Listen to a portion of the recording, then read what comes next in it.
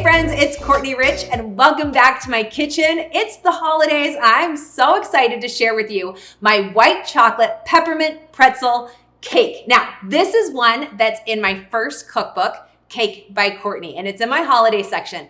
And in that book and on my website, you'll see it as a layered cake. But today I want to show you how to turn it into a 9 by 13 cake, which can be so easy and less intimidating when you're doing these types of cakes instead of a layered cake. How much do you love that? Super easy to assemble and to make, and you don't have to worry about all the extra decorating, and it's so easy to serve a big crowd. So I'm gonna show you kind of this like same steps to make this cake, but we're gonna do it in just a different pan size is basically all that we're doing. So for this one, the first thing we're gonna make is the crunch filling. Now, this recipe is inspired by Milk Bar, one of my favorite restaurants in New York, started by Christina Tosi. I'm sure you've heard about it. The way that she can make these like little clusters and crunchy bits stay crunchy in the filling between all the buttercream is because we're gonna coat it with some melted white chocolate after we've baked it, so it keeps it nice and like protected from the buttercream that it's gonna be sandwiched between. So then those pretzels actually stay crunchy. Aren't you so excited?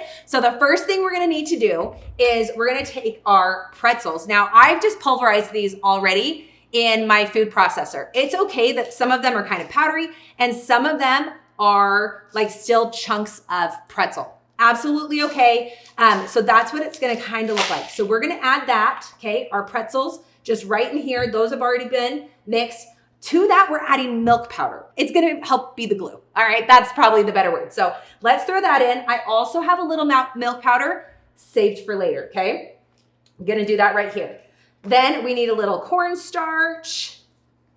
We need a little salt and some powdered sugar to just sweeten that up a little bit. Once I've tossed that together, now you can do it with a whisk, you can do it with your hands. We're just gonna get that kind of mixed. We're now gonna add our melted butter. So let's pour that right in. Let's grab the spatula and just toss this together. And you're gonna see it starts to look like a wet consistency, and it's gonna start to form these clusters thanks to that milk powder and the cornstarch and that powdered sugar. But just make sure you get all the dry ingredients mixed in so they look wet. We want that butter to coat everything really well. Now this is gonna go into the oven at a low temperature for about 20 minutes. And then when it comes out, we'll add the melted white chocolate, the rest of the milk powder, and peppermint candies. All right, that looks great. This is kind of what things are looking like right now. And we're gonna pour them right onto our parchment lined baking sheet. Now the next thing we can even just take our hands because you may want to like create some of the clusters. You can even do this to kind of push some of that milk powder and butter together to create clusters because you're gonna kind of want that to help create the crunchiness. But get it like an even layer so it bakes evenly.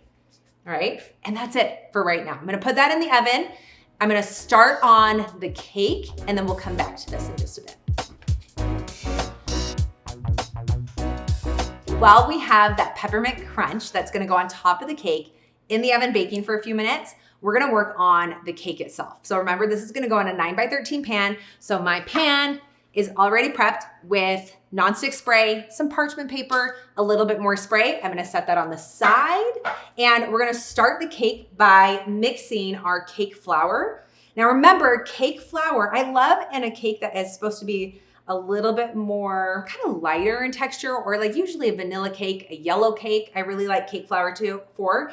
It's a lower protein content, which means it's gonna create a lighter, fluffier texture and still be really tender. So I have that. We've got our baking powder and some salt. So I just like to mix the dry ingredients on their own first. So those ingredients are well blended, and this also helps to get any clumps out of the flour here. Okay, that looks great. So let's set that aside and start with the cake batter. And for this, we're always using unsalted butter because we're adding salt elsewhere in the cake. And this should be room temperature. We want room temperature ingredients always because it just makes it blend easier and better, and you'll see that those wet ingredients blend really well, but also the dry ingredients are gonna absorb the wet ingredients when they're room temperature, and it all is gonna help your cake rise higher and have a fluffier, more tender texture. So no cold ingredients, promise? Let's turn that on, start mixing our butter, and we're gonna add our granulated sugar. And we want this texture to get light and fluffy, so it's gonna mix for a couple minutes on a higher speed.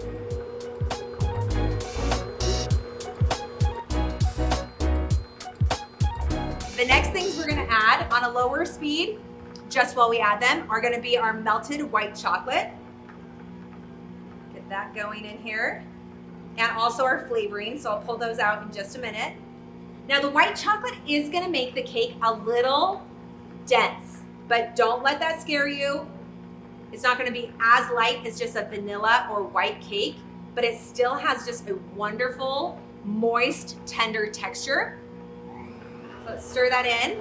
Now we have our eggs. So we have some full eggs and we have some egg yolks, and those egg yolks are just gonna help give it a little bit more fat. And remember, fat creates and retains moisture. We want a moist cake. So we're gonna gradually add these in. And our goal as we're adding the butter, the sugar, the eggs, is that we get a really light and fluffy texture. You wanna look for a couple of things, not even just the amount of time, but we want this to look smooth and fluffy, and it gets lighter in color, all right? So visual cues, that's what we're going for. A couple more. Don't forget, we do wanna take a moment here and there to scrape down the sides and the bottom of our bowl to make sure all the ingredients are incorporated evenly so the cake rises evenly and looks so good. Turn that back up. Finish adding our eggs.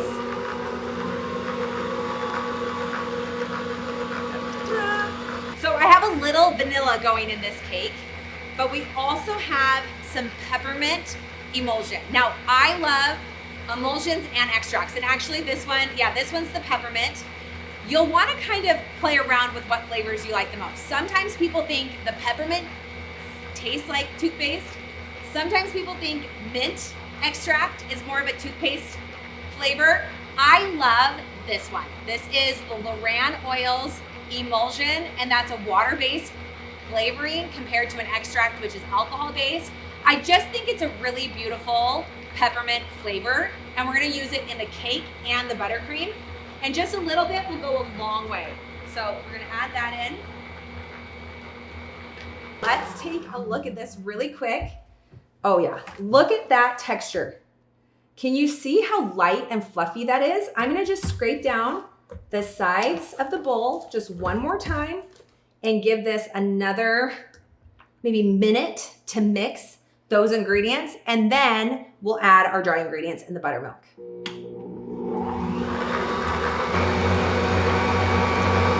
Remember, once we start adding our dry ingredients, the flour, the baking powder, baking soda, those kind of ingredients, low speed. You don't want to overmix your batter once the flour's in there, because you're gonna overwork the gluten, and that's what's gonna make the cake really dense, maybe even gummy, and not rise very well.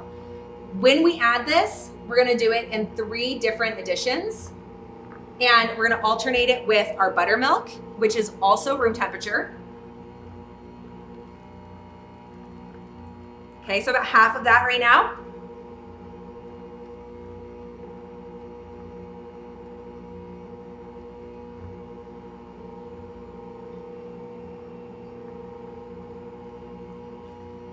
The rest of the buttermilk, and then the rest of our dry ingredients.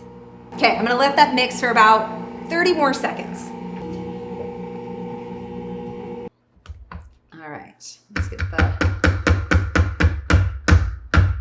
save that for later, because you know me. Last thing I like to do before I put my cake batter in a pan is to just mix it by hand just a little bit. I wanna make sure I get all the ingredients from the bottom, and this kind of helps to push out any big air pockets too.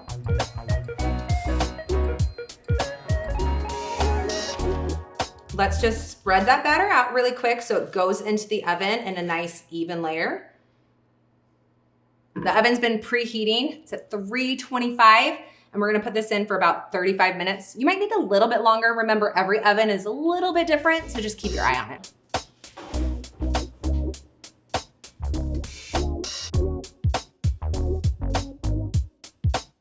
let's make this peppermint buttercream, and it's got some white chocolate in it. It's divine. It's so lovely on top of this cake. It's basically my vanilla buttercream recipe, but we're gonna use the peppermint emulsion, and then we're gonna add some white chocolate. So to get started, I like to use butter that's slightly cold. I feel like when you use butter that's room temperature, it just makes it really hard to decorate your cake because it's too soft, it's harder to pipe, but don't worry, we are gonna get this butter really light and fluffy, so it's not dense or anything.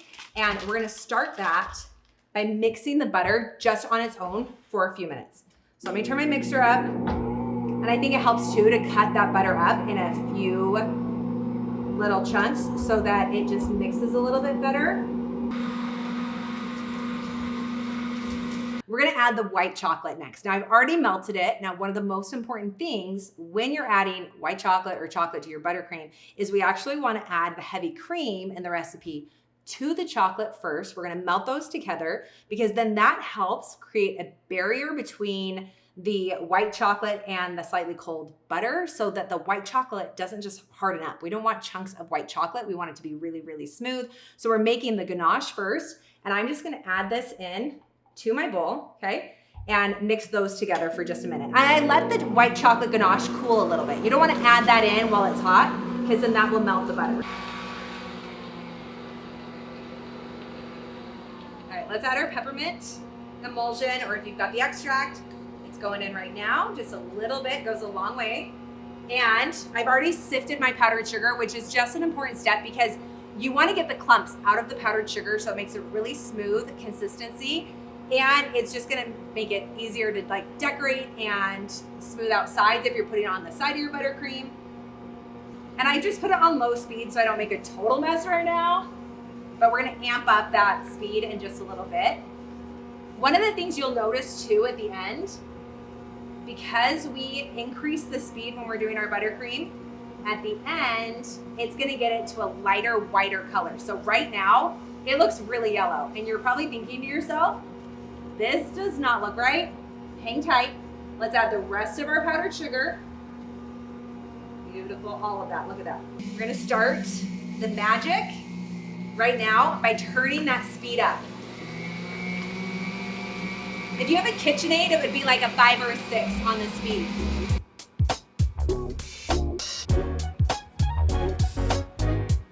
All right, now, okay, I gotta show you, because I'm gonna take a different spatula so we can compare. You can kind of see how dense and yellow that looks. That was from earlier. And then look how light and fluffy we get it, right? So a combination of sifting that powdered sugar, and then we're gonna make sure we mix it. The heavy cream is also a key ingredient to help get it really nice and smooth. All right, I'm gonna set this aside. Let's finish up the crunch topping that we're making, and then we'll assemble our sheet cake.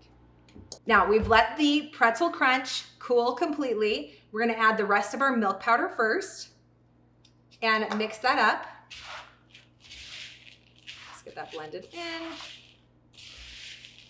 And now we're gonna add the melted white chocolate, and we wanna make sure that just coats everything. Just stir that up.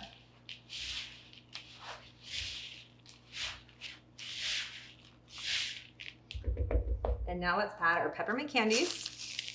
And I'm even gonna grab some gloves, and sometimes it's easier to mix by hand, so hang tight. This could be a fun moment to bring the kids in, because who doesn't love to just get their hands in there? I feel like my kids always love to do this thing. We wanna just make sure we've got that white chocolate moving around. Now, the next thing you'll do after this, once the white chocolate's on there and you've mixed it really well, is we are gonna spread it back onto the baking sheet, and we're gonna let it cool. We want that white chocolate to harden, and you can kind of even, again, create those clumps with your hands, and that white chocolate is gonna just harden around it and create those yummy, salty, sweet clusters that we're gonna be adding on top of the cake.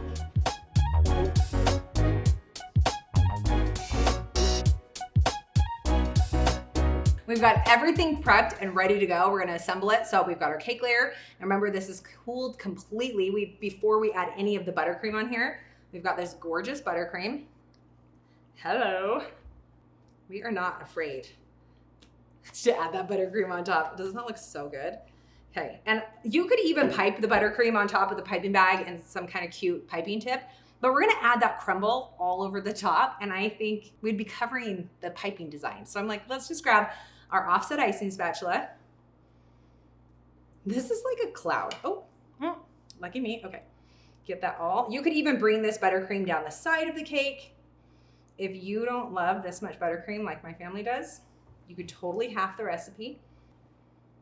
All right. That's it. Leave it alone. Let me grab the pretzel crunch.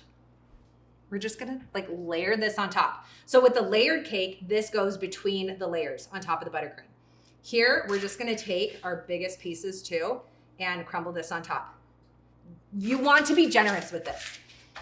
Maybe you don't use the full amount because this is the full batch from the layered recipe. And I like to use it between the layers in the layered recipe and on top of the cake. I think you're gonna want as much of this, honestly, as possible. It is so yummy. If you don't end up using all the pretzel crunch, this is actually such a good addition if you're making like homemade white chocolate covered popcorn. Like I would throw in the rest of this. I will just freeze the rest of this actually, but I think it's time to grab a knife and dig in. Let's get a big corner piece right here.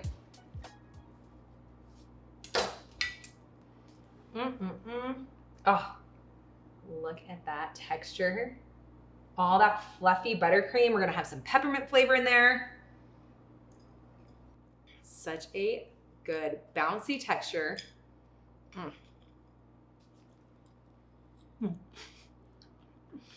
I'm trying not to talk with my mouth full, but OMG. It is Christmas in your mouth. This is the cake to make this holiday season, any time of year actually. You cannot go wrong with this. A little bit of that salty flavor from the pretzel, but just the crunch that you get from the topping just makes this cake so fun, so yummy. Oh my heavens. You're gonna love it. You're gonna love it. Recipes down below. Make it right now and then tell me what you think. I'll see you guys next time.